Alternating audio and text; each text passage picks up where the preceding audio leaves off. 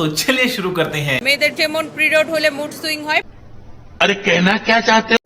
कहाँ से आते हैं? ব্যাপারটা ঠিক এরকম হয়ে গেছে। এক এক সময় এক এক কথা বলা হচ্ছে। এখানে আমরা সাধারণ নারীরা এই দেশে কতটা বুলিং এর শিকার হচ্ছি সেটা কিন্তু বুঝাই যাচ্ছে।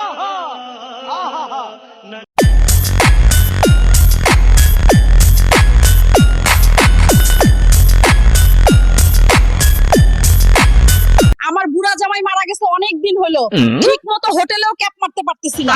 আমার দিন কেমনে চলবে জবাব চাই দেশবাসীর কাছে।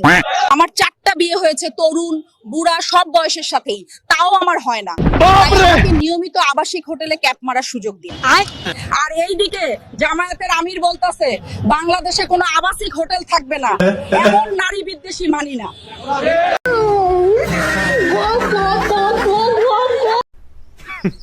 Women.